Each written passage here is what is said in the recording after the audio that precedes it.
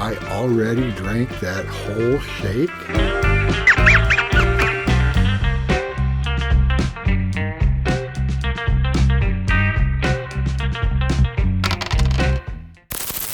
This is Beryl, and the clear version of Beryl is called Goshenite. So this is a large piece of clean Goshenite. It's 22 carats, and I'll cut it up. It should cut and polish like Beryl, and I don't cut Goshenite very often, so let's cut it and see if we have any troubles cutting and polishing it. So I've marked a piece of my Goshenite here with my Sharpie, and I'm going to take it to the trim saw and trim that piece off instead of just grinding it down to Goshenite dust. It'll give a small piece, but I could probably use it for something later on, so might as well, since I have a trim saw, I'll go ahead and trim it up, trim it off, and then I'll preform the rest of the stone and mount it on the top. And this is the piece I trimmed off with my trim saw. Nothing special, but it'll give me, it's a little over 7 millimeters by a little over 10 millimeters rectangle. I could cut something with it, so I'll put it away in my inventory box, and maybe I'll need a small emerald shape or test out a design, and I've got it for the future. I do think that cutters who have some experience making cabochons and have cabbing equipment, like using a grinding wheel, have an advantage when it comes to preforming gemstones. I can preform gemstones on my lap, but I personally believe that a cabbing machine or grinding wheel would be much better. What do y'all think? Let me know in the comments. Now, as I said, I don't cut a lot of Goshenite. Goshenite is one of the Beryl family of gemstones. The most famous in the Beryl family is emerald, which is green. Then there is aquamarine, which is a seafoam green to a bluish green.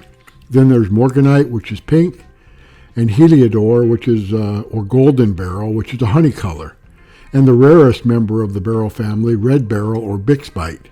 So beryl comes in many colors, and the clear variety of beryl is called Goshenite. Clear beryl was named Goshenite back in the 1800s by an American mineralogist named Charles Upham, and the name comes from the locality in the USA where the white beryl was first discovered, Goshen, Massachusetts. Because there are so many other clear gemstone options for cutters, such as clear topaz or clear quartz, the price of Goshenite remains relatively low, making it, in my opinion, an undervalued gemstone. In my experience, Goshenite rough is generally less expensive than the other varieties of beryl, with the possible exception of heliodor or golden beryl. Now for a design. Well, I found an interesting design on the Gemology Project website called Temple Ruins by Arya Akhavan. I have cut several of Arya's designs, and so far each design has cut a beautiful gemstone. Thanks, Arya. It is a round stone, and looking from the top or crown, the round design has a square table, which I find interesting. And when you look at the bottom half of the pavilion of this design, it kind of reminds me of an old map or compass with pointers to the north, south, east, or west. Kind of matches an ancient ruins. And it also has an intriguing name, Temple Ruins. So overall, I'm interested in giving this design a shot and seeing what kind of a gemstone we can get from this design. Heck, I can't cut every round stone into a Portuguese design, now can I? So now that I have a design, step one for me is to see what the performance is for this design. And I've created several tutorial videos on my journey in learning all about the software called Gem Cut Studios, or GCS, by Reg Poirier. And I also created a playlist on YouTube where you can find all of my GCS tutorials and all the other GCS tutorials that I found on YouTube.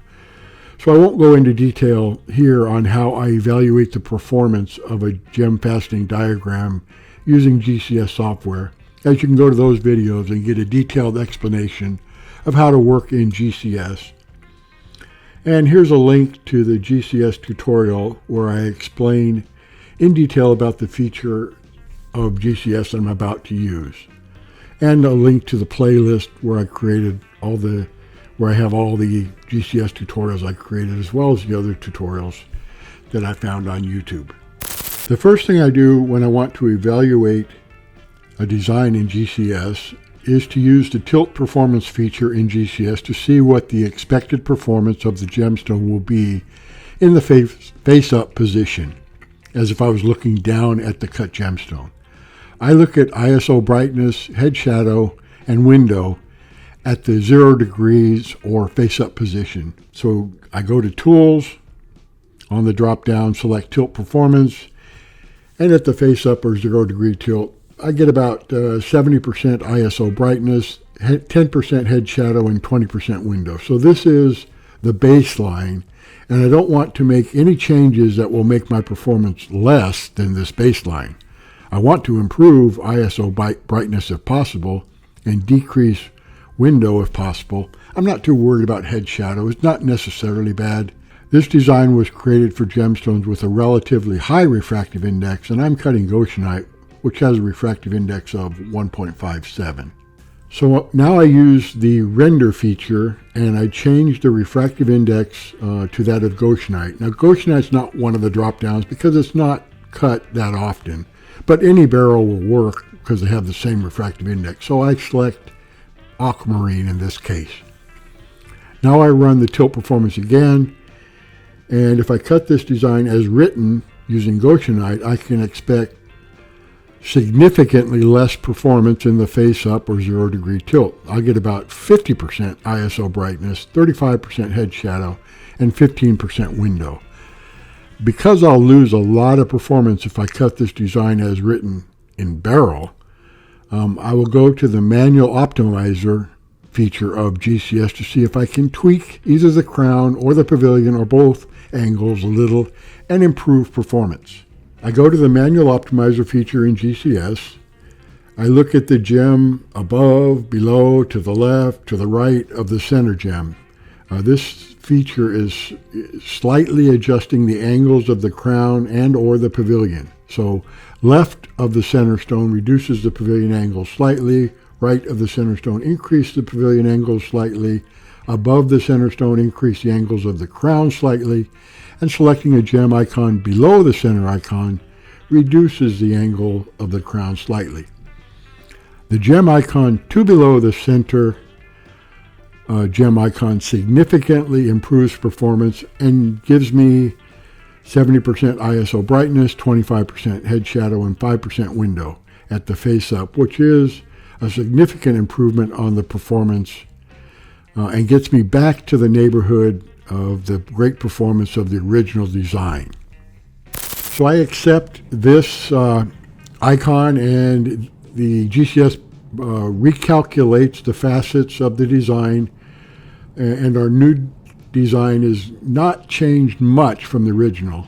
No changes to the cutting angles of the pavilion at all, and on the crown the angles are changed by about 6 percentage points. For example, the original design, the C1 set of instructions for the crown are cut at a 35 degree angle, and on these revised instructions, the C1 facets are now cut at the 29.26 degrees angle, about a 6% difference. And the same goes for the C2 and C3 lines of instructions. So now I'm ready to cut our temple runes in Goshenite.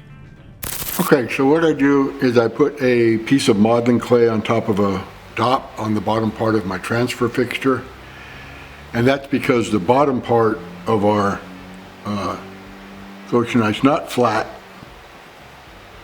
and it'll kind of mold itself into this modeling clay. Now for the top dop, this is not the dop I'm going to use, but I want to get a dop that's just about the right size as my stone, and that will help me center my stone in the transfer fixture.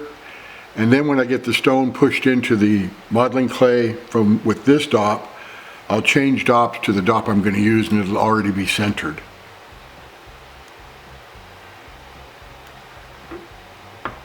Just push it down into the modeling clay.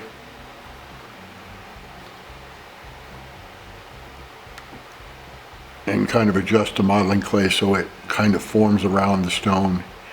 And then you just move the stone around to get it right where you want it centered.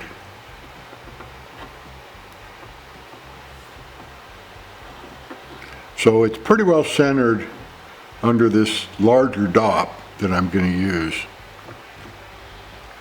So now the dop I'm going to use is this one.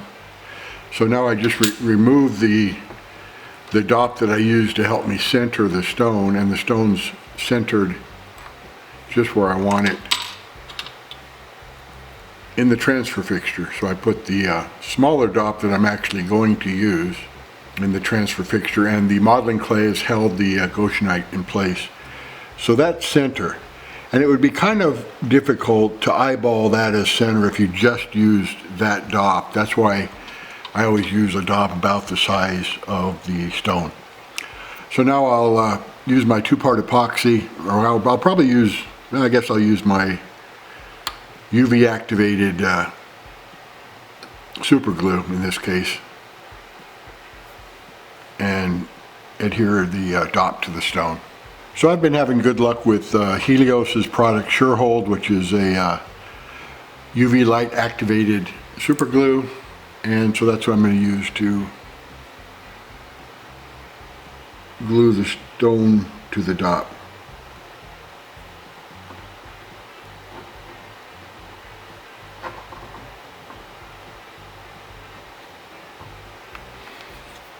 It doesn't set up until I use the UV light. So now I've got some super glue under the stone, and now I just put some on the dop that'll run down to the stone. And I move my transfer fixture around a little bit so that the super glue kind of goes around, gets all over the dop down where the stone is. And now the one package of the super glue comes with the light, the UV light. It's a little more expensive. They do have another package with just the glue. It's a little cheaper. You don't have to buy the light. And they say it only takes 2 seconds for it to cure with the UV light. I know I leave more than 2 seconds on it, but I don't want the stone falling off of the dop. So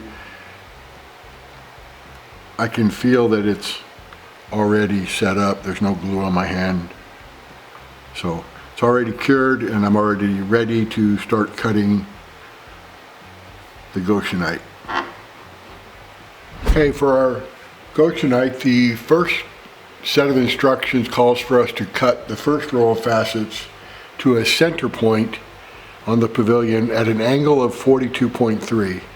So I set my Ultratech to 42.3, and now I'm just going to cut. I'm going to use a 340 grit diamond topper and just cut until I have a point at the end of my Goshenite.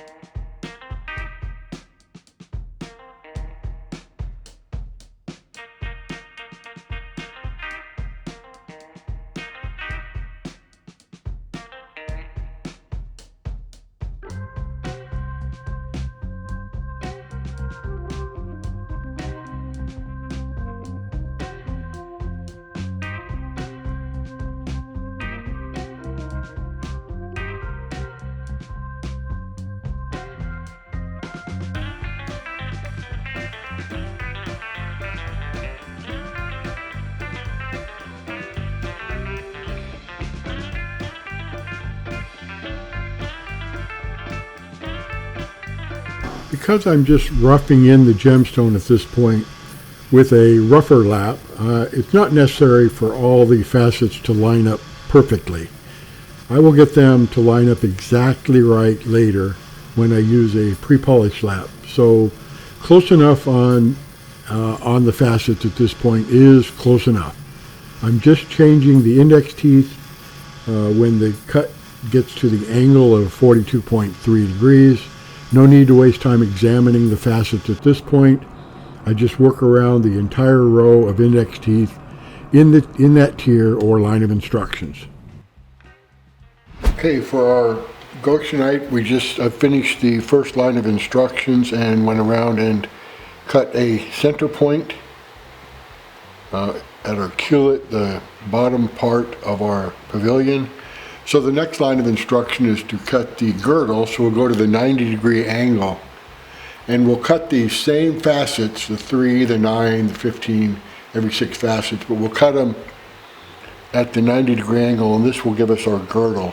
So we have the round gemstone, and that will set the width of our gemstone.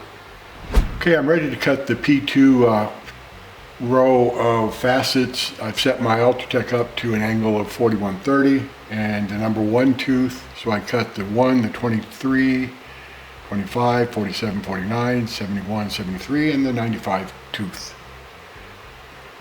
And get that effect. So I lower the mask until it just touches the Ultratech. Got a drip of water going.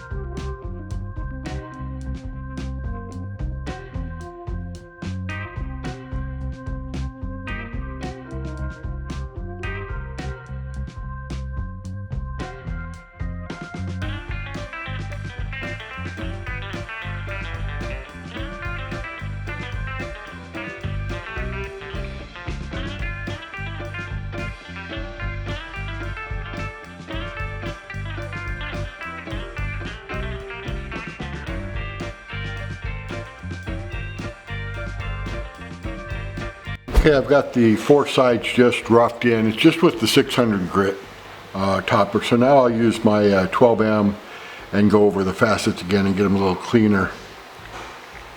Then we'll pre-polish and polish. Finished polishing the bottom half of our Goshenite, so now I'll transfer the stone so I can cut the upper half or the crown.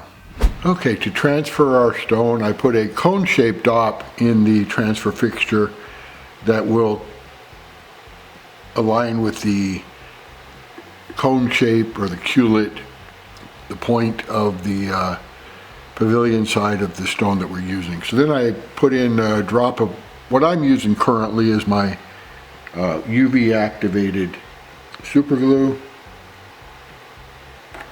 Seems to be working great. It doesn't set up until I hit it with the light, so put that in there. Turn it over to make sure I get some good amount of glue on the stone. Then I'll move it around a little bit to make sure there's the super glue on the stone as well as on the dop.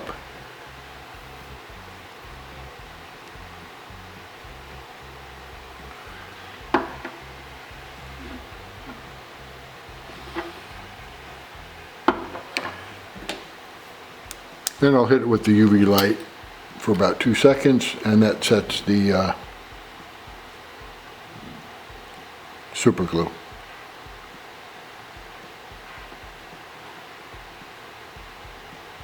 And that's all it takes to get the super glue to cure. And I have tested this on previous stones and I can begin working right away on this stone, cutting it. It's no worries about the super glue, it's already cured.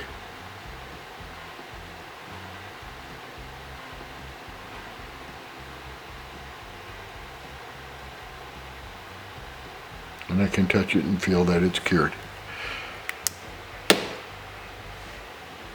And that's all it takes to transfer the stone. Finished polishing up the upper half of our stone, so now I will set it up with my table adapter so I can cut and polish the table. And I'm still using my 60,000 grit diamond on a zinc lap to polish. I haven't used that in a while and wanted to take it out of the toolbox and work with that lap, and it polished up the stone just perfectly. Okay, I finished polishing the table of our Goshenite, so now I'll soak it in the acetone, and I want to take a look at it, weigh it, measure it, and send it off to BOPIE.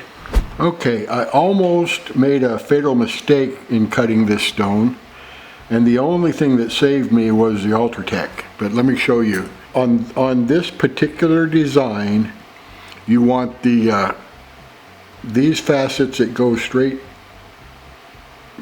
there, that touch, and a point there, and every four corners at the 96, 24, 48, 72 teeth to match and line up with the pavilion facets, where there was 4 right there,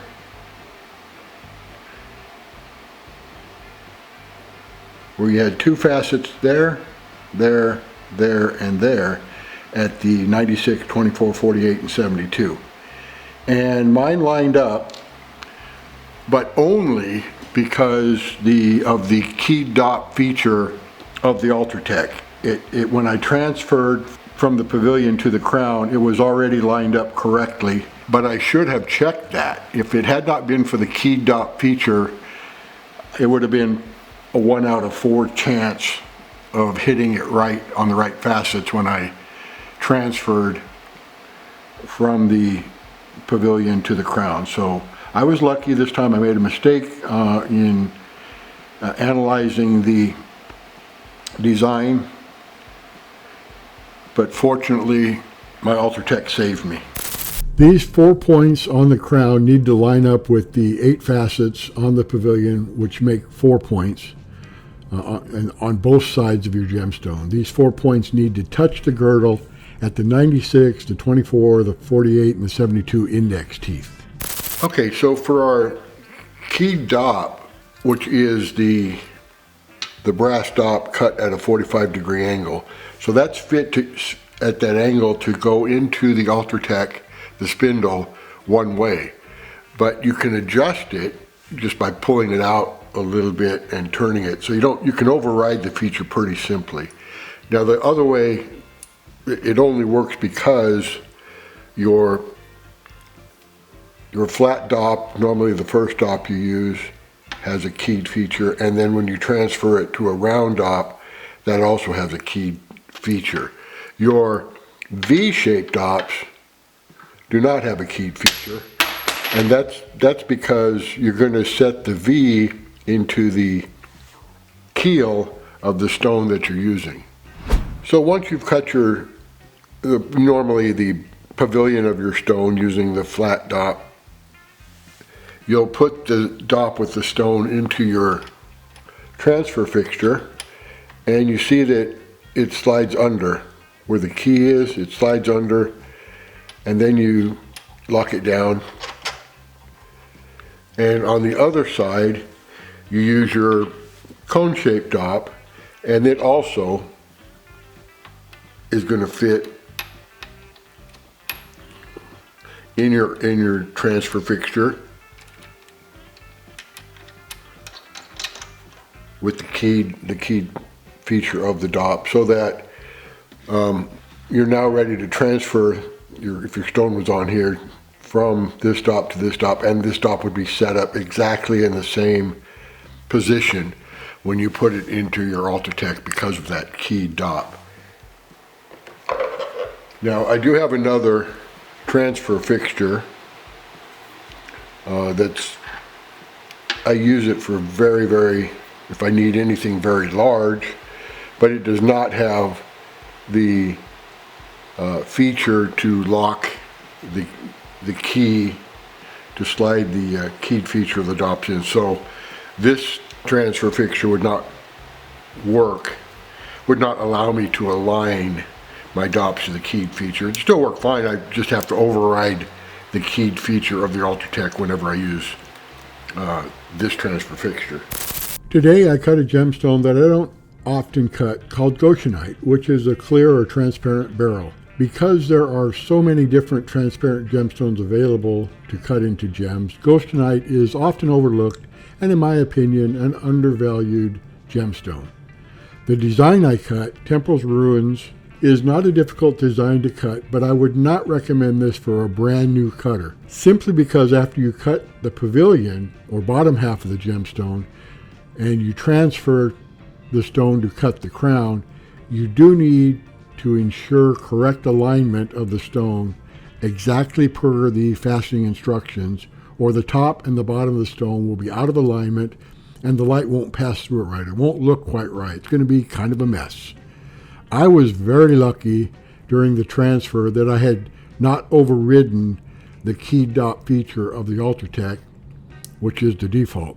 That prevented a major mistake from my lack of attention when I was transferring my stone. Temple Ruin does cut a very bright gemstone, and if you do cut this design, please drop me a line and let me know how it turns out. And let me know in the comments what you think of the gemstone and the Temple Ruins design. And as always, happy fastening, everyone.